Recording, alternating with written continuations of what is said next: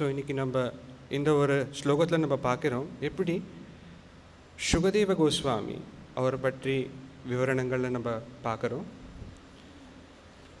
So சூத கோஸ்வாமி சுகதேவரை பற்றி நைமிஷாரண்யத்தில் இருக்கிற எல்லா பண்டிதர்கள் அப்புறம் அவங்களுக்கெல்லாம் இதை சொல்லிகிட்டு இருக்காரு. சுகதேவ கோஸ்வாமி பற்றி அவரோட விவரணங்கள் பற்றி சொல்லிகிட்டு இருக்காரு.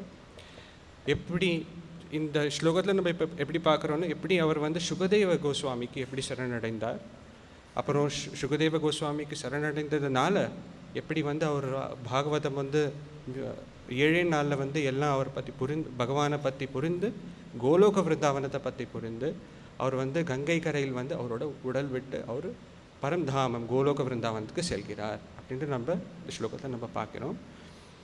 இதுக்கு முன்னாடி நம்ம பரீட்சித் மகாராஜரை பற்றி நம்ம பார்த்தோம்னா, பரீட்சித் மகாராஜர் அவர் ஒரு மகாராஜர், அவர் ஒரு அரசர். ஜெனரலாக நம்ம பார்த்தோம்னா ஆன்மீக விஷயத்தில் நம்ம இப்போ இருக்கிற ஒரு நிலையில் நம்ம பார்க்குறோம்னா, இப்போ ஒரு அரசராக இருக்கிறாரோ இல்லை வேறு யாரோ அவங்களுக்கு வந்து நிறைய தடவை நம்ம பார்க்குறோன்னா ஆன்மீக விஷயத்தில் வந்து ஈடுபாடு வந்து கொஞ்சம் கம்மியாக இருக்கும் நம்ம பார்க்குறோம். ஜென்ரலாக நம்ம பார்த்தோம்னா ஆன்மீக விஷயத்தில் வந்து ஈடுபாடு இருக்கிறவங்க வந்து பண்டிதர்கள் இல்லை பிராமணர்கள் இல்லை வந்து சன்னியாசிகள் அப்புறம் நம்ம பக்தி பண்ணுற பக்தர்கள் அவங்கள பற்றி தான் நம்ம அவங்க ஒரு ஆன்மீக விஷயத்தில் ஒரு ஈடுபாடு இருக்குன்னு நம்ம பார்க்கணும்.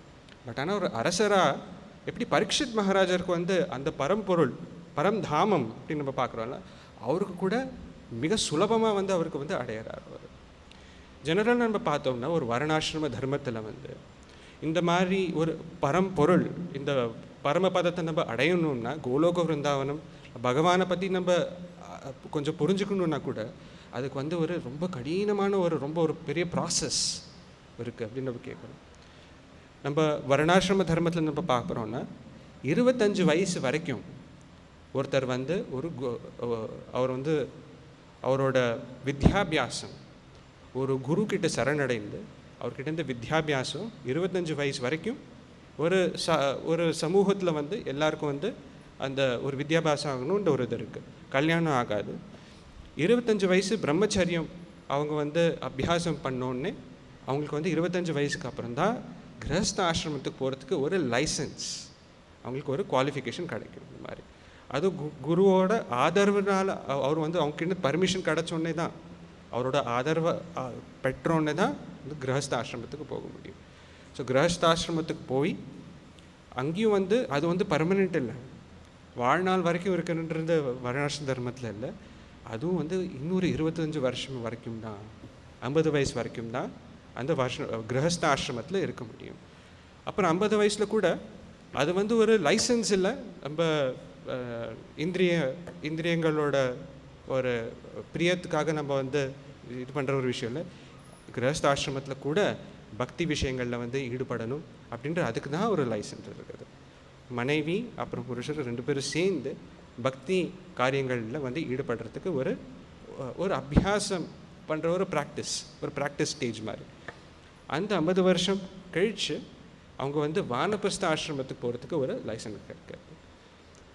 ஸோ வானப்பிரஸ்த ஆசிரமத்தில் வந்து கொஞ்சம் கொஞ்சமாக வந்து அந்த தியாகம் அந்த எப்படி நம்ம வந்து விட்டு கொடுக்குற ஒரு தன்மை வந்து எப்படி நம்ம வந்து கல்டிவேட் பண்ணலாம் அப்படின்ட்டு நம்ம 50 வருஷத்துக்கு அப்புறம் நம்ம அதுக்காக தான் வானப்பிரஸ்த ஆசிரமம் இருக்குது. வானப்பிரஸ்த ஆசிரமத்தில் வந்து யாத்திரைகள் அப்புறம் புண்ணிய ஸ்தலங்களுக்கு போகிறது வந்து அந்த ஒரு ப்ராக்டிஸ் பண்ணுவாங்க. புண்ணிய ஸ்தலங்களில் போய் நிறையா பக்தர்கள் இருப்பாங்க. அந்த புண்ணிய ஸ்தலங்களில் இப்படி விருந்தாவனத்தில் போனீங்களோ இல்லை அயோத்தியா இல்லை துவாரகா இந்த மாதிரி இடத்துக்கு போனோன்னா நிறையா பக்தர்கள் வந்து அங்கேயே இருந்து பகவானுக்கு வந்து பக்தி செய்யறாங்க. அவங்கக்கிட்டேருந்து வந்து எப்படி பக்தி செய்கிறது, அப்படியே பக்தி விஷயத்தில் பக்தியோட விஷயத்தில் வந்து எப்படி நம்ம அதை எப்படி புரிஞ்சுக்கிறது, இந்த பகவானோட குணங்கள் பற்றி இதெல்லாம் வந்து இந்த மாதிரி பண்டிதர்கள் பக்தர்கள் கிட்டேருந்து நம்ம வந்து புரிஞ்சுக்கலாம். ஸோ அவங்க உட்காந்து கேட்குறாரு.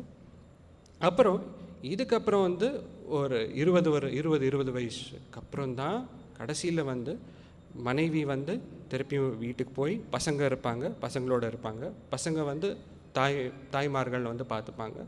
அப்புறம் அந்த புருஷர் வந்து சந்நியாச ஸ்டேஜுக்கு போவார். சந்நியாசத்தில் வந்து கம்ப்ளீட் டிபெண்டன்ஸ், கம்ப்ளீட்டாக பகவானுக்கு வந்து சரணடைகிறார். ஒரு குருவின் மூலமாக பகவானுக்கு கம்ப்ளீட் சரண்டர். ஸோ அந்த ஒரு நிலை வந்து அடையிறதுக்கு இவ்வளோ ஒரு ப்ராசஸ் இருக்குது. ஆனால் இது சரணடைந்தோடனே அங்கே கூட இட் டசன்ட் ஸ்டாப், அங்கே நிற்காது. அதுக்கப்புறம் கூட சரணாகதி அடைந்தோடனே இன்னும் அவர் வந்து பக்தி பண்ணணும். ஸோ சந்நியாசத்தில் இன்னும் சீரியஸாக அவர் வந்து பக்தி பண்ணணும், பக்தி காரியங்கள் வந்து சீரியஸாக பண்ணணும். சந்நியாசத்தில் வந்து நிறைய விஷயங்கள் இருக்குது. ஒரு சில விஷயங்கள் நம்ம சொல்லணுன்னா வந்து அவங்க சமைக்கக்கூடாது.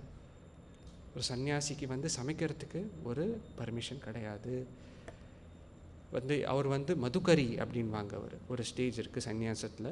அவர் வந்து எல்லோரும் வீட்டுக்கு போய், அதுவும் அந்த வீட்டில் வந்து பெருமாளுக்கு பிரசாதமாக நெய்வேத்தியம் பண்ணுறாங்கல்ல, அந்த வீட்டில் மட்டும்தான் அவர் வந்து, அதுவும் ஒரு பாத்திரம் இருக்கும், அந்த சின்ன பாத்திரத்தில் எவ்வளோ வருமோ அவ்வளோதான் எடுத்துக்கணும். இந்த மாதிரி சில நியமங்கள் இருக்குது சந்நியாசத்தில் கூட. இந்த மாதிரி பண்ண இதை ஏன் இந்த மாதிரி எல்லாம் பண்ணணும் அப்படின்னு நம்ம கேட்குறோம். இந்த மாதிரி பண்ண என்னாகும்னா நம்மளுக்கு வந்து அந்த சகிப்புத்தன்மை அப்புறம் தியாகம் என்ற மாதிரி ஒரு குணங்கள் வந்து நம்ம வந்து எடுத்துக்கலாம். இந்த மாதிரி பண்ணுறதுனால என்ன ஆகும்னா பக்தி சேவைக்கு வந்து ரொம்ப ரொம்ப சுலபமாகும். இந்த மாதிரி ஒரு குணங்கள் இருந்தால் பக்தி வந்து ரொம்ப சுலபமாயிடும். ஏன்னா பக்தி வந்து பெருமாளை பகவத்கீதையில் சொல்கிறார், மனுஷ்யானாம் சஹசிரேஷு கஷ்டித்யததி சித்தையே அப்படின்றார். இந்த மாதிரி என்னை வந்து அடையணும்னா எல்லாராலையும் முடியாது. இந்த மாதிரி யோசிக்கிறது கூட எல்லாரும் யோசிக்க மாட்டாங்க. சில பேர் தான் யோசிப்பாங்க. அந்த சில பேர் வந்து நினைப்பாங்க, ஓ ரொம்ப கஷ்டமாக இருக்குப்பா, ஓ அங்கேருந்து நான் எலக்ட்ரானிக் சிட்டிலேருந்து ஹரே கிருஷ்ணா ஹில்க்கு வரணுமா, வேணாப்பா இதுக்கு, அங்கே வீட்டிலேருந்து நான் வந்து ஆன்லைனில் பார்க்குறேனே, கிளாஸ் பார்க்குறேனே, இல்லை பாகவதம் பார்க்குறேன் அப்படின்றாங்க. அப்புறம் வந்து இன்னும் அங்கே போனோடனே, கோயிலுக்கு போனோடனே பிரபு வந்து சொல்வார், ஓ சர்வீஸ் பண்ணுறியாப்பா, சர்வீஸ் தரட்டா ஏதானும் ஃப்ரீயாக இருக்கேன்னா, ஓ சர்வீஸ் பண்ணால் நேரம் போயிடுமே, யார் என்ன பண்ணுவாங்க, வேறு எதாவது நான் வந்து யாருக்காவது பரிமாறுறது பார்த்தாங்கன்னா எல்லோரும் என்ன சொல்லுவாங்க என்ன. ஸோ சில பேருக்கு வந்து இந்த மாதிரி சேவை செய்கிறதுக்கு கூட சில பேருக்கு வந்து அவங்களுக்கு வந்து சுலபமாக இருக்காது. அவங்களோட மனசில் வந்து இன்னும் கொஞ்சம் அபியாசம் தேவை. ஸோ இந்த மாதிரி ஒரு குணங்கள் இருந்தால் எல்லாரும் தியாகம் செய்கிறதுக்கு, அந்த ஒரு ஈகோ, அந்த மாதிரி இதெல்லாம் வந்து கம்ப்ளீட்டாக எல்லாம் விட்டுட்டு சரணடைந்தால் பகவானுக்கு பக்தி பண்ணுறது வந்து ரொம்ப சுலபமாயிடும். ஆனால் இந்த மாதிரி ஒரு கடினமான ஒரு விஷயங்கள் வந்து பரீட்சித் மகாராஜர் பண்ணவே இல்லையே. அவர் வந்து ஒரு மகாராஜாவாக இருந்தார், அரசராக இருந்தார், நல்லா சௌரியமாக இருந்தார், எல்லாம் நிறையா பிரஜைகள் இருக்காங்க அவருக்காக சேவை செய்கிறதுக்கு. அவருக்கு கூட பரமபதம் கிடைக்கிறது. நான் எதுக்கு இந்த மாதிரி எதுக்கு சாஸ்திரங்கள் இப்படி சொல்கிறது, இந்த மாதிரி கடினமான ஒரு பாதையை நம்ம எடுக்கணுன்ட்டு. ஏன்னா ஆனால் பரீட்சித் மகாராஜர் ஒரு சாதாரண அரசர் அல்ல, அவர் வந்து ஒரு ராஜரிஷி. எப்படி ஒரு சந்நியாசிக்கு இந்த மாதிரி ஒரு நிலை எப்படி வந்திருக்கிறதோ அதே குணங்கள் பரீட்சித் மகாராஜருக்கு கூட அதே குணங்கள் இருக்குது. எப்படின்னு நம்ம பார்த்தோம்னா, நீங்கள் பார்த்துருப்பீங்க, இந்த போன ஒரு அத்தியாயத்தில் வந்து சுகதேவ கோஸ்வாமி அவருக்கு வந்து அவர் வந்து கலியுகம் வந்தோடனே அவர் வந்து நல்லா இன்னும் கொஞ்சம் ஸ்ட்ரிக்டாக வந்து அவர் வந்து ஆழ்ந்துட்டு இருந்தார். ஒரு சமயத்தில் வந்து இந்த நம்ம பாகவதத்தில் நம்ம பார்த்தோம்னா ஒரு ஆசிரமத்துக்கு போகிறாரு. சில பேர் வந்து கோஹத்தை செஞ்சுருப்பாங்க அவரோட ராஜ்யத்தில். அவர் வந்து பிடிக்கிறதுக்காக அவர் வந்து தேடின்னு இருக்காரு. அப்போ வந்து ஒரு ஆசிரமத்துக்கு போகிறார். இந்த ஆசிரமத்தில் ஒரு ரிஷி முனிவர் வந்து தவம் செஞ்சுட்டு இருப்பார்.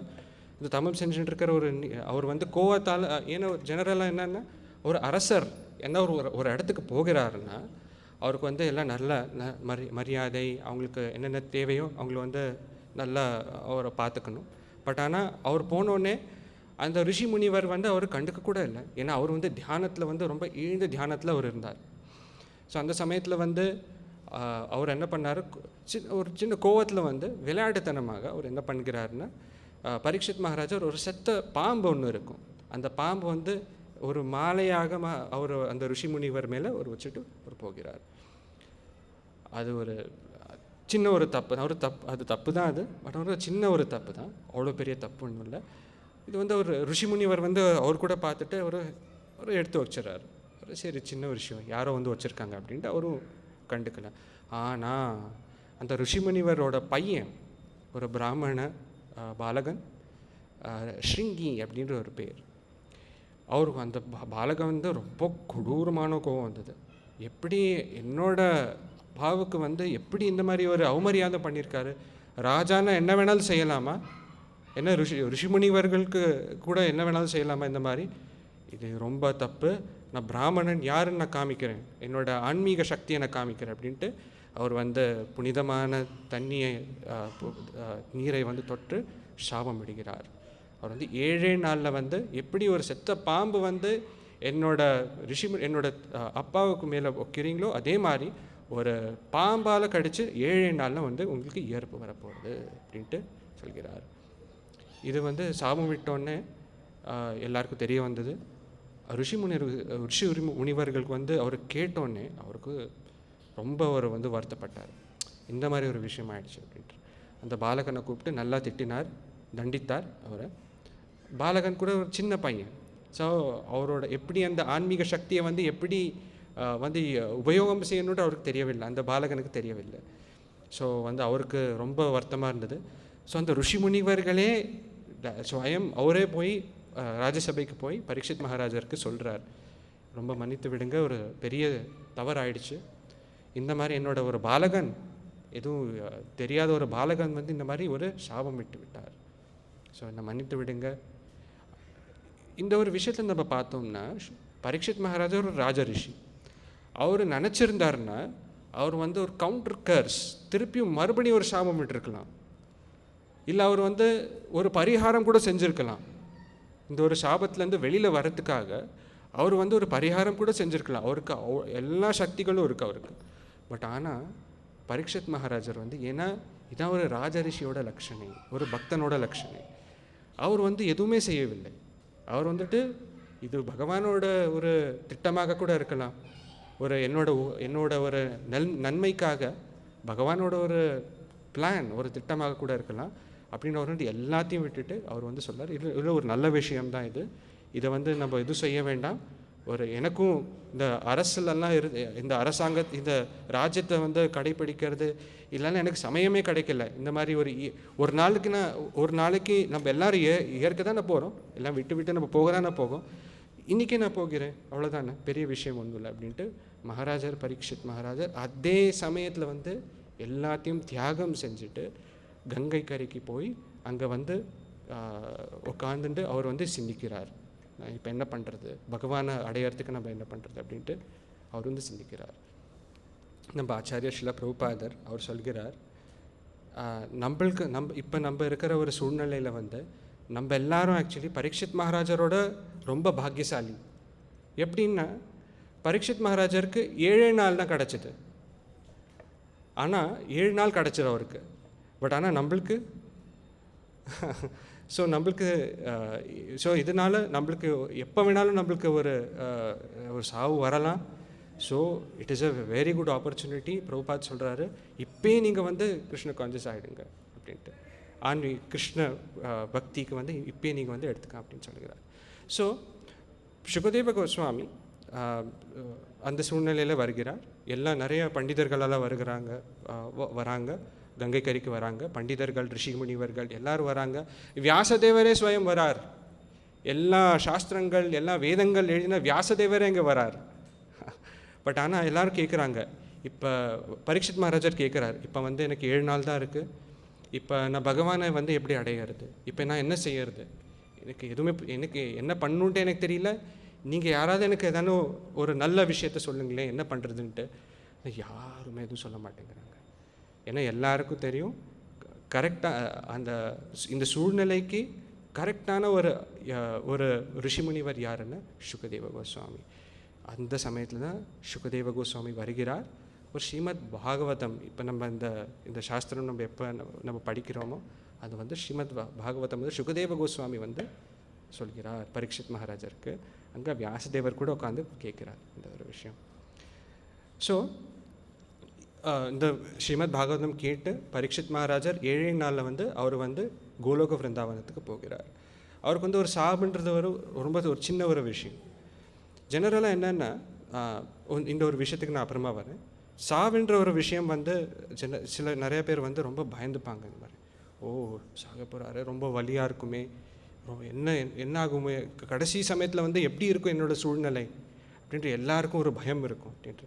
ஆனால் ஒரு சுகதேவ கோஸ்வாமி பரீட்சித் மகாராஜர் நம்ம பார்க்குறோம்னா அது பயமே இல்லை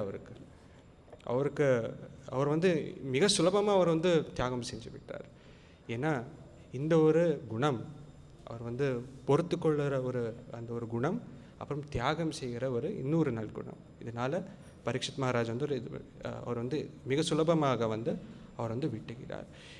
இன்ஃபேக்ட் இந்த ஒரு குணத்தை பற்றி நம்ம பார்த்தோம்னா, தியாகம் அப்புறம் பொறுத்துக்கொள்கிற ஒரு விஷயம் நம்ம பார்த்தோம்னா, இப்போ சமூகத்தில் நீங்கள் கூட பார்க்கலாம், எப்போ ஒரு உலகப்போர், இப்போ நிறைய பேர் அதை இப்போ சோஷியல் மீடியா இல்லை ஒரு நியூஸ் சேனல் நீங்கள் எடுத்து பார்த்தோம்னா, உலகப்போர் வரப்போகிறதா, அமெரிக்கா அணுகுண்டு வீச போகிறாங்களா ஈரான் மேலே, இல்லை ஈரான் வீசுவாங்களா, இல்லை நடுவில் நம்ம பாரத தேசம் கூட அதில் வருவாமா. ஸோ இந்த மாதிரி ஒரு நிறையா விஷயங்கள் வந்து இப்போ வந்து பேசிகிட்டு இருக்காங்க. ஸோ அதே மாதிரி சமூகத்தில் கூட நிறைய பிரச்சனைகள் நம்ம ஆனால் இந்த பிரச்சனைகளுக்கெல்லாம் ஒரு முக்கியமான ஒரு காரணம் நம்ம பார்த்தோம்னா, இந்த மாதிரி ஒரு குணங்கள் நம்ம சமூகத்தில் வந்து குறைஞ்சுட்டே வருது. இது ஸ்ரீமத் பாகவதத்தில் நம்ம ஆரம்பிக்கிறதுக்கு முன்னாடியே எல்லா ருஷி முனிவர்களும் பேசிகிட்டு இருக்காங்க.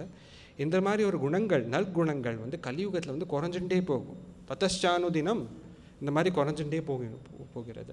இதனால் எந்த சமயத்தில் கூட நிறைய பிரச்சனைகள் ஏன் இப்படி வருதுன்னா, இந்த மாதிரி ஒரு குணங்கள் வந்து ரொம்ப கம்மியாகிடுறது. ரீசெண்டாக நான் இன்னொரு நியூஸில் நான் பார்த்துட்டு இருந்தேன். எல்லோரும் யோசிச்சுட்டு இருக்காங்க, நம்ம பாரத தேசத்தில் எதுக்கு இந்த மாதிரி ஒரு டைவோர்ஸ் கேஸஸ் எல்லாம் ஏன் இந்த மாதிரி நிறையா இன்க்ரீஸ் ஆகிட்டே போகிறது, இன்னும் வளர்ந்துட்டே போயிட்டு இருக்கு. அப்புறம் ஏன் இந்த மாதிரி முன்னாடி வந்து இந்த மாதிரி ஒரு கொலை கேஸ்கள் எல்லாம் வந்து 20 வயசு 25 30 வயசுக்கு மேலே இருக்கிறவங்க தான் நிறைய பேர் செய்வாங்க. ஆனால் சின்ன சின்ன பசங்க ஜுவனைல் அப்படின்ற ஒரு டேர்ம் வந்து 20 வருஷம் முன்னாடி வந்து இட் பிகேம் வெரி பாப்புலர், ரொம்ப பாப்புலர் ஆச்சு. நிறைய பேருக்கு வந்து புரிஞ்சுப்பாங்க, ஓகே 30 வயசு 35 வயசு மேலே யாராவது வந்து இந்த மாதிரி திருடுறாங்க இல்லை இந்த மாதிரி பண்ணுறாங்கன்னா புரிஞ்சுக்கலாம். ஆனால் சின்ன சின்ன பசங்க ஏன் இந்த மாதிரி பண்ணுறாங்க அப்படின்ட்டு இப்போ வந்து ரொம்ப இது ரொம்ப காமன் அது. ஆனால் முன்னாடி வந்து அந்த மாதிரி இருக்கலை. சின்ன பசங்க கூட ஏன் இந்த மாதிரி பண்ணுறாங்க அப்படின்ற நிறைய ஒரு யோசனைகள் இருந்தது. ஏன்னா இதுதான் ஒரு காரணம். ஏன்னா இந்த மாதிரி ஒரு குணங்கள் நம்ம வாழ்க்கையில் நம்ம வந்து கற்றுக்கலைன்னா, நம்ம வந்து சம்பாதிக்கலைன்னா, போக போக நம்மளுக்கு கூட இந்த மாதிரி பிரச்சனைகள் எல்லாம் வரும்.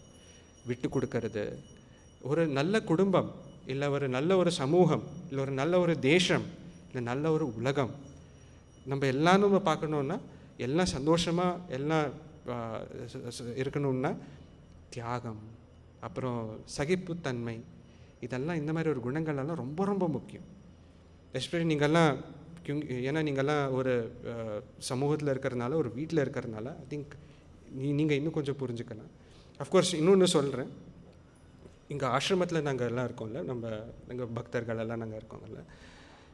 ஒருத்தர் வந்து எங்கிட்ட சொன்னார், ஆக்சுவலி நிறையா டிவோட்டீஸ் கூட சொல்லியிருக்காங்க, இந்த மாதிரி எங்ககிட்ட நிறைய பேர் கூட எங்ககிட்ட கூட கேட்டிருக்காங்க அப்படின்ட்டு. நாங்கள் வந்து இங்கே ஆசிரமத்தில் வந்து ஆல்மோஸ்ட் ஒரு 150 டிவோட்டீஸ் இருக்கோம், இங்கே பிரம்மச்சாரிஸ் இருக்கோங்க. இங்கே அஃப்கோர்ஸ் வெளியில் கூட ஒரு 300-400 கிரகஸ்த ஃபேமிலிஸ் இருக்காங்க. இங்கே ஆசிரமத்தில் வந்து எல்லோரும் வந்து சேர்ந்துருப்போம், எல்லாம் இது பண்ணுவாங்க. அவங்க வந்து ஷாக் ஆகிட்டாங்க, சாமி நீங்கள் 150 பேர் இருக்கீங்களா நீங்கள் அப்படின்னா, 150 பேர் தான் இருக்கேன் அப்படின்னு. எப்படி நீங்கள் சண்டைகளெல்லாம் இருக்காதா, சண்டை போட்டுட்டு எல்லாம் நீங்கள் எல்லாம் வெளியில் போக மாட்டிங்களா, இல்லை எப்படி இருக்கீங்க நீங்கள் எல்லாம்? நான் வீட்டில் வந்து வெறும் 2-3 பேர் தான் இருக்கோம், ஆனால் இவ்வளோ சண்டை, இவ்வளோ ஒரு இது எப்படி நாங்கள் இருக்கிறதுன்னு எனக்கு புரியவே மாட்டேன். எப்படி இருக்கீங்க நீங்கள்லாம் 150 பேர் அப்படின்ட்டு. நான் கூட சொன்னேன், எனக்கும் அந்த சமயத்தில் நான் என்ன சொல்லணும்னு தெரியல. அப்புறம் சொன்னேன் அவர்கிட்ட, இல்லை பகவத்கீதையில் கிருஷ்ணா, நாங்கள் பகவத்கீதை படிப்போம், இல்லை கிருஷ்ணர் வந்து எங்களோட வாழ்க்கையில் வந்து எல்லாரோட வாழ்க்கையிலையும் எங்களோட வாழ்க்கையில் வந்து பகவான் வந்து he is the central focus, அவர் தான் ஒரு முக்கியமான ஒரு பாத்திரதாரியாக இருக்கிறதுனால எங்களுக்கு வந்து இந்த மாதிரி சண்டைகளெல்லாம் வர மாட்டேன் இருக்கும், அங்கங்கே இருக்கும். பட் ஆனால் நாங்கள் வந்து விட்டு விடுவோம். ஏன்னா ஒரு தியாகம், இன்னொரு விஷயம் என்னென்னா, தியாகம், சகிப்புத்தன்மை, இந்த ஒரு குணங்களெல்லாம் வந்து நம்ம சம்பாதிக்கிறது ரொம்ப முக்கியம். ஆனால் அதை வந்து ஒரு ஆர்டிஃபிஷியலாக ஓகே நான் தியாகம் செய்கிறேன் அப்படின்ட்டு ஒரு இது முடியாது. நம்ம தியாகம் செய்யணுன்னா கூட ஒரு முக்கியமான ஒரு டைரெக்ஷன் தேவை, அதுக்கு ஒரு காரணம் தேவை. அதுக்கு சில பேர் வந்து இப்போ ஃபார் எக்ஸாம்பிள் மகாத்மா காந்தி கூட சொன்னார், இல்லை நம்ம சுதந்திரத்துக்காக, தேசத்தோட சுதந்திரத்துக்காக நம்ம வந்து இது பண்ணக்கூடாது, நான் வயலண்டாக இருக்கணும், பகவத்கீதையை படிக்கணும் அப்படின்னாரு. இல்லை, பட் ஆனால் சாஸ்திரங்கள் அதை பற்றி சொல்கிற சுதந்திரத்துக்காக பகவத்கீதை படிக்கணும்னு சொல்லவில்லையே. பகவத்கீதை வந்து நம்ம ஆன்மீக, நம்ம இந்த ஜட உலகத்துலேருந்து இருக்கிற ஒரு சுதந்திரத்துக்காக நம்ம பகவத்கீதை படிக்கணும், இல்லை ஆன்மீக வளர்ச்சிக்காக பகவத்கீதை நம்ம படிக்கணும். ஒரு காரணம் ரொம்ப தேவை. அதே மாதிரி தியாகம், சகிப்புத்தன்மை வந்து நம்ம பகவான் ஒரு காரணமாக எடுத்து நம்ம இந்த மாதிரி நம்ம பண்ணோம்னா மிக சுலபமாக நம்ம இந்த மாதிரி ஒரு விஷயங்கள் வந்து சம்பாதிக்கலாம். அதே மாதிரி தான், அதனால தான் பரீட்சித் மகாராஜர் ஒரு அரசராக இருந்தால் கூட, எப்படி ஒரு மிகப்பெரிய பரமஹம்ச சந்நியாசி, அவங்கக்கிட்ட இருக்கிற குணங்கள் கூட அவருக்கு வந்து பரீட்சித் மகாராஜருக்கு வந்து ஒரு அரசராக இருந்தால் கூட அவருக்கு இந்த மாதிரி ஒரு குணங்கள் வந்து மிக சுலபமாக சம்பாதிச்சு விட்டார்.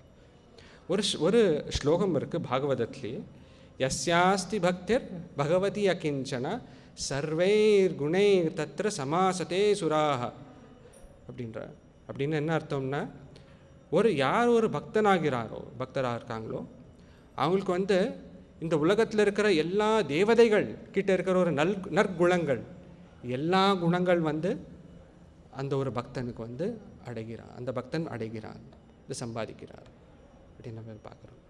அதே மாதிரி தான் அதனால பரீட்சித் மகாராஜர் வந்து இந்த மாதிரி குணங்கள் வந்து ரொம்ப மிக சுலபமாக வந்து அவர் வந்து சம்பாதிக்கிறார். இன்னொரு விஷயம் நம்ம இந்த ஸ்லோகத்தில் நம்ம பார்த்தோம்னா,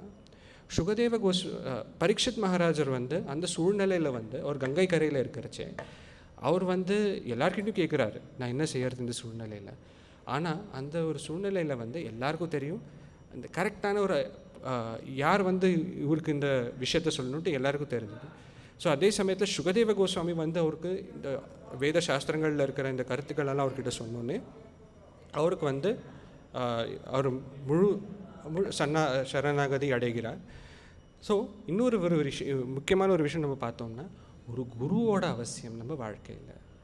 இந்த மாதிரி ஒரு விஷயங்கள் எல்லாம் நம்ம கற்றுக்கணுன்னா யாராவது நம்மளுக்கு சொல்லணும்ல இந்த மாதிரி ஒரு விஷயங்கள் இருக்குன்ட்டு. ஸோ அதனால் ஒரு குரு நம்மளுக்கு ஒரு வழி காமிக்க இருக்கிற ஒருத்தர் தேவை நம்ம வாழ்க்கையில். ஏன்னா நம்மளோட வாழ்க்கையில் அதனால தான் ரொம்ப பாக்கியசாலி நம்ம எல்லோரும். இந்த ஒரு இதில் வந்து சில பிரபுபாதர் வந்து இந்த மாதிரி ஒரு சாஸ்திரங்களெல்லாம் எழுதி நம்மளோட பாக்கியத்துக்காக இவ்வளோலாம் கொடுத்துருக்கார்.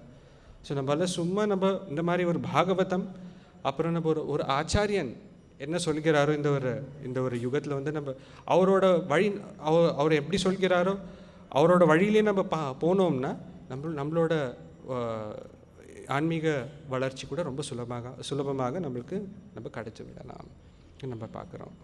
ஸோ பரீட்சித் மகாராஜர் ஒரு அரசராக இருந்தால் கூட, ஏன்னா அவரும் வந்து ஒரு குருவுக்கு சரணடைகிறார். அது பரீட்சித் மகாராஜரோட ஒரு பெரிய மகாராஜா இருந்தால் கூட, சுகதேவ கோஸ்வாமி வந்து ஒரு 16 அந்த ஒரு சூழ்நிலையில் நம்ம பார்த்தோம்னா, ஒரு மகாராஜர் பரீட்சித் மகாராஜர், சுகதேவ கோஸ்வாமி வந்து அந்த சூழ்நிலையில் அவர் வந்து ஒரு 16 வயசு பாலகன் சுகதேவ கோஸ்வாமி. ஆனால் கூட பரீட்சித் மகாராஜர் வந்து ஒரு சீடராக ஒரே தன்மையாக வந்து சுகதேவ கோஸ்வாமி கிட்டேருந்து அவர் வந்து எல்லாம் கேட்டுக்கிறார். எல்லா பாகவதத்தை பற்றி அவர் வந்து உட்காந்து நல்லா கேட்குறார். இதில் நான் மகாராஜர், நீங்கள் எதுக்கு உயர்ந்த ஒரு சீட்டில் நீங்கள் உட்காந்துக்கிறீங்க, நான் தானே மகாராஜன் அப்படியெல்லாம் தெரியல. அவர் வந்து உட்காந்து கேட்குறார். நல்ல பொறுமையாக கேட்கறதுனால 7 நாளில் வந்து அவருக்கு வந்து யாருக்கு ரொம்ப மிக கடினமான ஒரு விஷயத்தை வந்து அவர் வந்து மிக சுலபமாக அவர் அடைகிறார். இந்த ஒரு விஷயத்தை நம்ம பார்க்குறோம், எப்படி பரீட்சித் மகாராஜர் வந்து இது பண்ணாருன்னு. ஸோ இந்த ஒரு காலத்தில் வந்து நமக்கு இப்போ இது பரீட்சித் மகாராஜர் அப்புறம் சுகதேவ கோஸ்வாமி இதெல்லாம். இப்போ நம்ம எப்படி இதெல்லாம் அடையலாம் அப்படின்னு நீங்கள் எல்லாம் யோசிச்சுட்டு இருப்பீங்க. சைத்தன்ய மகாபிரபு சொல்கிறார், இதே சில பிரபுபாதர் கூட சொல்கிறார், நம்ம இந்த மாதிரி இந்த ஒரு காலத்தில் வந்து இப்போ நம்ம வர்ணாசிரம தர்மத்தை பற்றி நான் முன்னாடி இப்போ ஆரம்பிக்கிறதுக்கு முன்னாடி இப்போ நம்ம கொஞ்ச நாள் முன்னாடி பேசினோம். இந்த ஒரு யுகத்தில் வந்து வர்ணாசிரம தர்மம் வந்து ரொம்ப ரொம்ப கஷ்டம் 100% ஃபாலோ பண்ணுறதுக்காக. பிரம்மச்சாரி கிரகஸ்தா சில நியமங்கள் வந்து ரொம்ப ரொம்ப கஷ்டம் இந்த ஒரு யுகத்தில் நம்ம ப்ராக்டிஸ் பண்ணுறதுனால. ஃபார் எக்ஸாம்பிள் ஒரு இதில் இது பண்ணணுன்னா, ஒரு கிரகஸ்த ஆசிரமத்தில் இருக்கிறவங்க என்ன பண்ணணுன்னா, சமைக்கிறதுக்கு முன்னாடி டெய்லி அக்னிஹோத்திர ஹோமம் அப்படின்னு பண்ணணும் அப்படின்னு ஒரு நியமம் இருக்குது. அக்னிஹோத்திர ஹோமம்னா அக்னிக்கு வந்து அக்னி தேவருக்கு வேறு பெருமாளுக்கு தேவதைகளுக்கு வந்து நம்ம யக்ஞம் பண்ணணும் அப்படின்ட்டு. ஆனால் இந்த யுகத்தில் வந்து யக்ஞம் பண்ணணுன்னா இந்த இருக்கிற பொருள்கள் எல்லாம் தேவை. யக்னம்னா இந்த மாதிரி ஒரு சின்ன ஒரு யக்ஞம் இல்லை. அக்னிஹோத்திர ஹோமமில் கூட டெய்லி நம்ம பண்ணணும். அதில் வந்து ஒரு இன்க்ரீடியன்ட்ஸ் இருக்குல்ல, அந்த ஒரு பொருட்கள் வந்து ரொம்ப சுத்தமான ஒரு பொருட்கள் நம்ம வாங்கணும் அப்படின்ட்டு. இந்த காலத்தில் நம்ம சுத்தமான பொருட்கள்னால் எங்கே கிடைக்கிறது அப்படின்ட்டு நமக்கு தெரியாது. இப்போ கூட நான் ரீசெண்டில் நியூஸ் சேனலில் பார்த்துட்டு இருந்தேன். ஒரு பெரிய ராஜ்யத்தில் வந்து நம்ம ஒரு ஸ்டேட்டில் வந்து ஒரு கோஆப்ரேட்டிவ் சொசைட்டியோட ஒரு விற்கிற பால் தான் நம்ம இப்போ கர்நாடகாவில் வந்து நந்தினி பால் இருக்குல்ல, அதே மாதிரி ஒரு கோஆப்ரேட்டிவ் சொசைட்டி அங்கே வந்து பால் விற்கிறாங்க. அந்த ஒரு பேக்கெட் பாலில் வந்து இப்போ பேக்கெட் பால் தான் எல்லோரும் இப்போ முக்கால்வாசி எல்லோரும் பேக்கெட் பாலில் தான் நம்ம பார்க்கணும். அந்த பேக்கெட் பாலில் கூட அங்கே பார்க்குறாங்க நிறைய அடல்ட்ரேஷன் இருக்குது. பவுடர், பால் பவுடர், அப்புறம் தண்ணி. So it is not 100% pure. 100க்கு 100 ஒரு சுத்தமான ஒரு பால் இல்லை அது அப்படின்னு அவங்க சொல்கிறாங்க. சில சமயத்தில் வந்து மாட்டுப்பால் பேக்கெட்டில் வந்து அது வந்து எருமை பால் விற்கிறாங்க அப்படின்ட்டு பார்த்துருக்காங்க. கொஞ்சம் டைல்யூட் பண்ணிவிட்டு, எருமை பால்னால் உங்களுக்கு எல்லோரும் தெரியும், எருமை பால் இன்னும் கொஞ்சம் திக்னஸ் ஜாஸ்தியாக இருக்கும், ரொம்ப திக்னஸ். ஸோ அது வந்து அதுக்குள்ள தண்ணி ஊற்றினாங்கன்னா ஜஸ்ட்டில் மாட்டுப்பால் மாதிரியே தான் இருக்கும் அது பார்க்குறதுக்கு. ஸோ சாப்பிட்றவருக்கு அவங்களுக்கு என்ன தெரியும் இந்த மாதிரி. ஆனால் யக்னத்தில் வந்து நம்ம ஏதாவது இந்த மாதிரி விஷயங்கள் நம்ம போடுறோன்னா பகவானுக்கு தெரியதானே போகிறது இந்த மாதிரி. ஸோ இந்த மாதிரி ஒரு விஷயங்கள் வந்து இந்த யுகத்தில் வந்து 100க்கு 100 நம்ம வந்து ப்ராக்டிஸ் பண்ணுறது அது வந்து முடியாது. அதனால் பாகவதம், அப்புறம் சைத்தன்ய மகாபிரபு சொல்கிறது, இது பாகவதத்தில் ஒரு ஸ்லோகம் தான், 10ஆம் ஸ்கந்தத்தில் வருது, 10ஆம் கண்டத்தில். ஸ்தானை ஸ்தை ஹிருதிகதாம் தனுவான் மனோபிஹி ஏத்ராயதோ அச்சிதிஜோ தை ஸ்திரீலோக்கியாம் அப்படின்ற. நீங்கள் எங்கே இருக்கீங்களோ, நீங்கள் வீட்டில் இருக்கீங்களா, வீட்லேயே இருங்க. நீங்கள் இல்லை ஒரு ஸ்கூலுக்கு போகிற ஒரு வித்யாபியாசம் பண்ணுற ஒரு பாலகனாக இருக்கீங்களோ பரவாயில்ல பண்ணலாம். இல்லை நீங்கள் வந்து ரிட்டையர்மெண்ட்டில் இருக்கீங்களா, நோ ப்ராப்ளம். ஸோ யாரே எந்த ஒரு சூழ்நிலையில் இருந்தால் கூட ஒன்றே ஒன்று பண்ணுங்கள், நிறைய விஷயங்கள் இல்லை, ஒன்று பண்ணுங்கள் அப்படின்னு பாகவதம் சொல்ல. என்ன வந்து பகவானை பற்றி நீங்கள் அஜிதோஸ்தி வைஸ்திரிலோக்கியாம், எப்படி அஜிதர் அப்படின்னு நம்ம இந்த பொருளுரையில் நம்ம எப்படி பார்த்தோம்னா, பெருமாள் வந்து நம்ம வந்து அஜிதர், அவரை வெல்ல முடியாது நம்ம. ஆனால் நீங்கள் சும்மா டெய்லி இந்த பாகவதம், ஸ்ரீமத் பாகவதம், அப்புறம் பெருமாளை பற்றி நீங்கள் பிரதி தினமும் நீங்கள் கேட்டிங்கன்னா பகவான் வந்து மிக சுலபமாக நம்ம வந்து அடைந்து விடலாம். பகவான் நம்மளோட கட்டுப்பாட்டில் இருப்பாருன்னு நம்ம கேட்குறோம் இந்த மாதிரி. ஸோ அதுதான் இந்த இதில் நம்ம பார்க்குறோம். ஸ்தானே ஸ்திதா, எங்கே இருக்கீங்களோ அங்கேயே இருந்து நீங்கள் டெய்லி நீங்கள் ஸ்ரீமத் பாகவதம், நித்தியமாக நீங்கள் ஸ்ரீமத் பாகவதம் பகவத்கீதை கேளுங்க போகிறோம். பகவான் நம்மளுக்கு என்னென்ன தரணுமோ வாழ்க்கையில் எல்லாமே தருகிறார் சொல்கிறார். எல்லாமே என்ன மிக முக்கியமாக அந்த பரம்பொருள் கோலோக விருந்தாவனம். அப்புறம் இன்னொரு ஒரு முக்கியமான ஒரு விஷயம் நம்மளுக்கு என்ன கிடைக்கும்னா அபயம் அப்படின்னா நம்மளுக்கு பயமே இல்லாமல் ஒரு நம்மளுக்கு வந்து என்ன சொல்கிறாரு, ஒரு கான்ஃபிடென்ஸ் நம்மளுக்கு கிடைக்கும் அப்படின்ட்டு. எந்த சூழ்நிலையில் எந்த பிரச்சனை இருந்தால் கூட, நம்ம சில பேர் சொல்லுவாங்கல்ல, சாவே வந்தால் கூட நான் வந்து இது பண்ணுறேன் அப்படின்னால, அது வந்து நல்ல சினிமாவில் வந்து ஒரு ஃபேமஸ் டயலாக். பட் ஆனால் ப்ராக்டிக்கல் அப்ளிகேஷனில் வந்து நம்ம பார்த்தோம்னா இங்கே தான் இருக்குது. நம்ம ஸ்ரீமத் பாகவதம் அப்புறம் நம்ம சில பிரபுபா இந்த மாதிரி ஒரு ஆச்சாரியன் கிட்டேருந்து நம்ம வந்து பெருமாளை பற்றி நம்ம கேட்டோம்னா அப்போ தான் அந்த ஒரு கான்ஃபிடென்ஸ், அங்கே ஒரு செந்தன்மை எப்படி நம்ம சொல்லுவோம், அது நம்மளுக்கு வந்து கிடைக்கும் இந்த மாதிரி. ஸோ இந்த மாதிரி நம்ம ஸ்ரீமத் பாகவதம் இந்த மாதிரி ஒரு விஷயங்கள் நம்ம கேட்கறதுனால என்ன ஆகும்னா நம்மளுக்கு அபயம், அப்புறம் சில பேர் என்னென்னா சாவுன்ற ஒரு விஷயம் நம்ம கேட்டோன்னா ரொம்ப எல்லோரும் பயந்துப்பாங்க. பட் ஆனால் இந்த மாதிரி நம்ம ஒரு விஷயம் நம்ம ஸ்ரீமத் பாகவதம் பகவத்கீதை நம்ம டெய்லி கேட்க கேட்க நம்மளுக்கு ஒரு விஷயம் என்ன புரிய வரும்னா, நம்ம வந்து எங்கே போக போகிறோம் அப்படின்ட்டு ஒரு கிளாரிட்டி இருக்கும். ஒரு சின்ன ஒரு எக்ஸாம்பிள் என்னென்னா, நம்ம ஃபார் எக்ஸாம்பிள் நீங்கள் ட்ரெயின்லையோ இல்லை பஸ்லேயோ நீங்கள் போகிறீங்கன்னா, ஒரு கூட்டமான ஒரு பஸ் நீங்கள் போகிறீங்கன்னா, சில பேர் என்ன பண்ணுவாங்கன்னா, ஒரு சீட் ஜெனரல் நீங்கள் டிக்கெட் புக் பண்ணிங்கன்னா ஒரு சீட்டும் அலோகேட் ஆகும் உங்களுக்கு. ஸோ இப்போ 3rd AC எல்லாமே இப்போ சொல்கிறாங்க ஜென்ரல் மாதிரி தான் இருக்குது அப்படின்றாங்க. அங்கே போனீங்கன்னா வேறு யாராவது உட்காந்துட்டு இருப்பாங்கன்னா அவங்க வந்து நேச்சுரல் என்ன ஆகும், சண்டை போடுவாங்க. ஓ என்னோடய சீட் இது கொடுப்பா அப்படின்ட்டு சண்டை வரும். பட் ஆனால் ஒருத்தர் வந்து இப்போ நான் இங்கே தான் போக போகிறேன், இப்போ சரி இங்கே மெட்ரோ ஸ்டேஷன் இருக்குது, இங்கே இந்த ராஜாஜி நகர்லேருந்து இப்போ நான் நவரங் போக போகிறேன் அப்படின்னு இருந்தால் சரி 5 நிமிஷம் தானே போனால் போகிறது அப்படின்னு விட்டுருவாங்க சில பேர். ஸோ அதே மாதிரி நம்ம வாழ்க்கையில் கூட நிறையா பிரச்சனைகள் இருக்கும், இதெல்லாம் இருக்கும். பட் ஆனால் இந்த மாதிரி ஸ்ரீமத் பாகவதம் பகவத்கீதை கேட்கறதுனால நம்ம வந்து கடைசியில் எங்கே போக போகிறோம், ஒரு ஃபைனல் டெஸ்டினேஷன் அப்படின்றோம்ல, கடைசியாக நம்ம எங்கே இறங்க போகிறோம், ஒரு கிளாரிட்டி இருக்கும் நம்ம வாழ்க்கையில். ஸோ அதனால் பெரிய பெரிய பிரச்சனைகள் இருந்தால் கூட நம்ம வந்து ஒரு வேண்டேஜ் பாயிண்ட், ஒரு மேலேருந்து நம்ம பார்த்தோம்னா அது சின்ன விஷயம் இது, சரி போனால் போகிறது அப்படின்ட்டு நிறைய சமயத்தில் நம்ம விட்டுவிடுவோம்.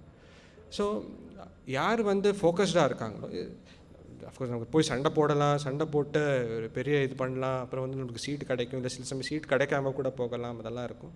அஃப்கோர்ஸ் நான் இது சொல்லலை, நான் இந்த மாதிரி நீங்கள் டிக்கெட் புக் பண்ணிங்கன்னா யாராவது உட்காந்துருந்தாங்க தயவு செஞ்சு நீங்கள் போய் கேளுங்க, இந்த மாதிரி கேட்காதீங்கன்னு சொல்லலை, போய் கேளுங்க. பட் ஆனால் இந்த நம்ம ஒரு எக்ஸாம்பிள் நம்ம பார்த்தோம்னா வாழ்க்கையில் என்னென்ன பிரச்சனைகள் வருகிறதோ அதெல்லாம் நம்ம பகவத்கீதா பாகவதத்தில் நம்ம பார்த்தோம்னா எல்லா பிரச்சனைகளுக்கும் ஒரு சொல்யூஷன் இருக்குது. எப்படி அதை வந்து ஹேண்டில் பண்ணணும், எந்தெந்த விஷயத்தை எப்படி ஹேண்டில் பண்ணணுன்ற ஒரு விஷயங்களெல்லாம் இதெல்லாம் கிளியராக கொடுத்துருக்கு. அப்புறம் நற்குணங்கள் நேச்சுரலாக நம்ம கேட்க எல்லாம் நம்ம வந்து இந்த மாதிரி பரீட்சித் மகாராஜர் அப்புறம் இந்த மாதிரி பெரிய பெரிய பாகவதர்கள் பற்றி நம்ம கேட்க நம்மளுக்கும் என்ன ஆகும்னா நம்ம ஹிருதயத்துலேயும் இந்த மாதிரி நற்குணங்கள் எல்லாம் வரும். அப்புறம் இந்த மாதிரி இன்னொரு விஷயம் என்ன ஆகும்னா, இந்த மாதிரி கேட்க பகவானுக்கு கூட நம்ம ரொம்ப மிக பிரியமான ஒரு ஆகிவிடுவோம். ரொம்ப இந்த பகவான் பெரிய பெரிய யோகிகள், பெரிய பெரிய ரிஷி முனிவர்கள், அவங்களுக்கு வந்து ரொம்ப கடினமாக இருக்கவங்க, அவங்களுக்கு கூட கிடைக்க மாட்டாரோ. ஸ்ரீமத் பாகவதம் என்ற மாதிரி பகவானை பற்றி நம்ம கேட்க நம்ம அந்த பகவானுக்கு வந்து ரொம்ப பிரியமாயிடுவோம் அப்படின்ட்டு. ஸோ அந்த பகவானே நம்மளுக்கு வந்து ஒரு ஸ்லோகத்தில் இருக்குது, கடைசி நம்ம பகவான் சொல்கிறார் கடைசியில் பகவத்கீதையில் நம்ம கடைசியில் எம் வாபி ஸ்மரன் பாவம் தியஜத் அந்தே கலேவரம். நம்மளோட பாவனைகள், நம்மளோட யோசனைகள் கடைசியில் சாகிற சமயத்தில் எப்படி இருக்கோ அதே மனோநிலை இருக்கிற ஒரு ஜீவராசிக்கு வந்து அந்த உடல் நம்மளுக்கு கிடைக்கும் அப்படின்ட்டு பகவான் சொல்கிறார். பிரகிருதி இப்படி தான் செல்கிறது. ஆனால் பகவான் சொல்கிறார், ஆனால் ஒரு ஸ்பெஷல் டிஸ்கவுண்ட், தள்ளுபடி இருக்குது எல்லாருக்கும். யார் வந்து எனக்கு நல்லா பக்தி பண்ணுகிறாரோ, எனக்கு பக்தி செய்கிறாங்களோ, எனக்கு சேவை செய்கிறாரோ, அவங்களோட இதில் வந்து கடைசி சமயத்தில் வந்து சாகிற அந்த ஒரு உடல் விடுற சமயத்தில் வந்து என்னை பற்றி யோசனை இல்லைன்னா கூட பரவாயில்ல, நான் அவங்கள பற்றி யோசிக்கிறேன் அப்படின்ட்டு வராக புராணத்தில் பகவான் சொல்கிறார். நானே என்னோட பக்தர்கள் பற்றி நான் யோசனை செஞ்சேன், நானே அவங்கள போய் நான் வந்து அவங்கள கோலோக விருந்தாவனத்துக்கு கூட்டின்னு வருவேன் அப்படின்ட்டு, வைகுண்டத்துக்கு கூட்டின்னு வருவேன் அப்படின்ட்டு பகவான் சொல்கிறார். ஸோ இந்த மாதிரி ஒரு தள்ளுபடி யாருக்கு கிடைக்கும்? ஸோ ஃபர்ஸ்ட் ஆஃப் ஆல் பகவானை பற்றி அறிஞ்சிக்கிறதே ஒரு பெரிய விஷயம். ஆனால் பகவானுக்கு இவ்வளோ பிரியமாக ஆகிற ஒரு வாய்ப்பு நம்ம இப்போ எல்லாருக்கும் இங்கே உட்காந்துருக்கிறவங்களுக்கு எல்லாருக்கும் இருக்குது. அந்த மாதிரி ஸோ டெய்லி நித்தியமாக இந்த மாதிரி ஸ்ரீமத் பாகவதம் நீங்கள் படிங்க. பகவானோட திருநாமம் ஹரே கிருஷ்ண மகாமந்திரா டெய்லி நீங்கள் சொன்னீங்கன்னா எவ்வளோ கஷ்டமான இருக்கிற ஒரு பகவான் அஜித ஜிதா பகவானை கூட நீங்கள் ஜெயம் செய்யலாம், வென்று விடலாம் நீங்கள் எல்லாரும். ஸோ அதான் இந்த ஒரு கிளாஸோட இந்த ஒரு ஸ்லோகத்தோட ஒரு கருத்து இன்றைக்கி நம்ம பார்க்குறோம். ஸோ இதோட நான் இன்றைக்கி க்ளோஸ் பண்ணிக்கிறேன். யாருக்காவது ஏதாவது கேள்விகள் இருந்தால் நான் வந்து சில நிமிஷங்கள் இருக்குது எடுத்துக்கலாம். சொல்லுங்கள். பரிஷித் மகாராஜா பாம்பு 7 நாள் இறந்துடுவாங்கன்னு செய்தி இருக்கிறாங்க. உடனே அவங்க எல்லாத்தையும் திறந்துடுறாங்க. யார் பொறுப்பு எடுக்கிறாங்க? அவங்க வாரிசு. அவருக்கு ஒரு வாரிசு இருந்தது. அவருக்கு வந்து அவரோட வாரிசுக்கு வந்து கொடுத்துட்டு அவர் வந்து கிடையாது. வாரிசு அவருடைய மனைவியில் அவருக்கு ஒரு பையன் இருந்தான். அவர் பையனுக்கு கொடுத்துட்டு அவர் வந்து கிடையாது. அவருக்கு அஃப்கோர்ஸ் பொறுப்பு அவர் அஃப்கோர்ஸ் அவர் எனக்கு கிடச்சதா வாய்ப்பு, இது ரொம்ப கஷ்டமாக இருக்குது, எல்லாம் விட்டுட்டு போயிடலாம் அப்படின்ட்டு பரீட்சித் பண்ணல. அவரும் வந்து என்ன பண்ணுறாருன்னா, அவர் இமிடியேட்டாக அவர் விடுறதுக்காக என்ன பண்ணுறாருன்னா, அவர் எல்லாத்தையும் அவரோட மகனுக்கு வந்து ஒப்படைச்சிட்டோன்னே அவருக்கு சொல்கிறார், இந்த மாதிரி பண்ணணும், இந்த மாதிரி ஒரு விஷயங்கள்லாம். ஏன்னா அந்த காலத்தில் ராஜர்கள் என்ன பண்ணுவாங்கன்னா, அடுத்த ஒரு தலைமுறைக்காக, ஏன்னா ராஜர்கள்னால் எந்த சமயத்தில் கூட போருக்கு வந்து தயாராக இருக்கணும். ஸோ போர்னால் சொல்ல முடியாது என்ன சமயத்தில் என்ன ஆகும்ன்ட்டு. அதுக்கு என்ன பண்ணுவாங்கன்னா அந்த சமயத்தில் வந்து அவரோட பசங்களுக்கு கூட வந்து அந்த எப்படி ராஜநிதி எப்படி இருக்கணுமோ அதெல்லாம் அவங்க வந்து சொல்லிட்டு இருப்பாங்க. ஸோ பரீட்சித் மகாராஜர் வந்து இந்த ஒரு சூழ்நிலை வந்தோடனே அவரோட பையன் ஜனமேஜயன் அவருக்கு வந்து எல்லா பொறுப்பை வந்து ஒப்படைச்சிட்டு அவர் வந்து வந்து விடுகிறார். இந்த மாதிரி நிறையா ராஜர்கள் பண்ணுறாரு. இந்த மாதிரி இன்னொரு நம்ம தேசம் பாரத தேசம் அந்த பேர் பெற்றது வந்து பரத மகாராஜர்கிட்டேருந்து பேர் பெற்றது. பரத மகாராஜர் கூட நிறைய பேர் சொல்கிறாரு, இல்லை பரத மகாராஜர் வந்து நல்லா ஆட்சி செஞ்சார், அதெல்லாம் நல்லா பண்ணுறாரு. ஆனால் நம்மளோட ஏன் பரத மகாராஜரோட பேர் நம்ம ஏன் எடுத்துட்டோம், இன்னும் அவரோட ஏன் ஃபேமஸ் ஆனார்னா, ஏன்னா பரத மகாராஜரோட ஒரு தியாக குணம். அவர் வந்து எல்லாமே இருந்தது அவர்கிட்ட. பட் ஆனால் அவர் யோசனை செஞ்சார், பாரு எல்லாம் நல்லா இருக்கு என்கிட்ட, இந்த உலகமே என்னோட கட்டுப்பாட்டில் தான் இருக்குது. பட் ஆனால் ஆன்மீக விஷயத்தில் வந்து நான் ரொம்ப இன்னும் நான் நல்லா பண்ணுறதில்ல. ஸோ ஆன்மீக விஷயத்தில் இன்னும் நான் வந்து சமயம் வந்து நான் கொடுக்கணும், அதனால இம்மீடியட்டாக நான் இது பண்ணுறேன். அவர் கூட 50 வருஷத்துக்கு வரைக்கும் இல்லை, அவர் வந்து வெயிட் பண்ணல. அவர் வந்து சூழ்நிலைகள் நல்லா இருந்ததா அப்படின்னு பார்த்துட்டு அவர் விட்டு விடுகிறார். ஸோ அதனால தான் பரத மகாராஜர் வந்து இன்னைக்கு வரைக்கும் அவருக்கு வந்து நல்ல புகழ் இருக்குது. நம்மளோட பாரத தேசமே அவரோட பேர்லேருந்து தான் வந்திருக்கு. ஏன்னா அவர் வந்து ஆன்மீக விஷயத்துக்கு வந்து அவ்வளோ இம்பார்ட்டன்ஸ் கொடுத்தாரு. அவரோட ராஜ்யம், நிறைய மனைவிகள், அவருக்கு வந்து நிறைய வயசும் இருந்தது பரத மகாராஜருக்கு. அவர் வந்து சின்ன வயசு தான், அவரும் எல்லாம் விட்டு வருது. அவருக்கு இந்த மாதிரி ஒரு சூழ்நிலையெல்லாம் வரல. பரீட்சித் மகாராஜருக்கு நம்ம ஒரு விதத்தில் நம்ம சொல்லலாம், பரீட்சித் மகாராஜருக்கு வந்து ஒரு சாபம் வந்தது, அதனால அவர் விட வேண்டிய ஒரு அவசியம் வந்தது. பரத மகாராஜருக்கு அது கூட இல்லை. பரத மகாராஜர் வந்து எல்லா சூழ்நிலைகள்லாம் பர்ஃபெக்டாக இருந்தது. அவர் இன்னொரு 50-100 வருஷம் அந்த காலத்தில் வந்து சத்தியயுகம் வேறு, இன்னும் 1000 வருஷம் வந்து நல்லா இருந்திருக்கலாம். ஆனால் பரத மகாராஜர் சொன்னார், இல்லை நல்லதே இல்லை, ஒரு நாள் ஏன்னா நான் உடலை தான் நான் போகிறேன், அதுக்கு வந்து நான் வந்து அபியாசம் செய்யணும், ஆன்மீக விஷயத்தில் நான் இன்னும் கொஞ்சம் ஈடுபாடு பண்ணணும் அப்படின்ட்டு அவர் விட்டார். ஸோ ஆனால் நம்ம பரீட்சித் மகாராஜர் நம்ம பார்த்தோம்னா அவருக்கு வந்து இந்த மாதிரி பொறுப்பு விட்டுட்டு நான் போயிட போகிறேனே அப்படின்ட்டு இல்லை. அவருக்கு வந்து எல்லா காரியங்களெல்லாம் அவரோட ஒரு ராஜாராக என்ன பண்ணணுமோ எல்லாம் பண்ணி விட்டு தான் அவர் வந்து இந்த படி எடுக்கிறார். நம்ம பார்க்கலாம். சுகதேவ கோஸ்வாமி பிறவியிலிருந்தே உடையணியாமல் 16 வயசு வரைக்கும் அவரோட தாயோட கருவில் அப்படியே இருந்திருக்கார் அவர். ஏன்னா அவர் வந்து சுகதேவ கோஸ்வாமி வந்து பிறக்கிறதுக்கு முன்னாடியே ஒரு பரமஹம்சராக இருந்தார். அவர் பகவானோட அனுகிரகத்தால் அவருக்கு வந்து முன்னாடி இருந்த அந்த ஜன்மத்தோட அந்த ஆன்மீக விஷயங்கள் எல்லாம் என்னென்ன கற்றுண்டாரோ அவருக்கு வந்து அந்த மனோநிலை வந்து அவர் வந்து இன்னொரு கருவுக்கு போகிறச்சு கூட அடுத்த ஜென்மத்தில் கூட. ஆனால் பகவானோட அனுகிரகத்தினால அவருக்கு அந்த ஞாபகங்கள் அப்படியே இருந்தது. அதனால தான் 16 வயசு வரைக்கும் அவருக்கு பயமாக இருந்தது. ஐயோ, இந்த மாதிரி ஒரு உலகமாக திருப்பி இன்னொரு பிறவி எடுக்கணுமா? வேண்டவே வேண்டாம், நான் பகவானை பற்றி தியானம் செஞ்சுட்டு இங்கே இந்த கருவிலேயே இருக்கேன், பரவாயில்ல. நான் வெளியில் போய் இந்த மாதிரி ஒரு விஷயங்களை நான் அனுபவிக்கிறதுக்கோட அதோட நான் இங்கேயே நான் இந்த கருவிலேயே பகவானை பற்றி நினச்சிட்டு இருக்கேன் அப்படின்ட்டு. பட் ஆனால் 16 வயசுக்கு அப்புறம் அவரோட வியாசதேவர் அவர் கேட்டோடனே அவர் வந்து பிரார்த்தனை செஞ்சோடனே அவர் வந்து விடுகிறார். பரீட்சித் மகாராஜர் சுகதேவர் வருகிறார். பட் ஆனால் இதான் அவரோட மனோநிலை. ஏன்னா ஒரு பெரிய பரமஹம்சராக இருந்ததுனால 16 வருஷத்து வரைக்கும் அவர் உள்ளே இருந்தார், கருவிலே இருந்தார். ஸோ இதோட முடிச்சுன்னா, கிரந்தராஜ் ஸ்ரீமத் பாகவதம் கி, ஜெகத்குரு ஷில பிரபுபாத் கி, நிதாய் கௌர பிரேமானந்தி.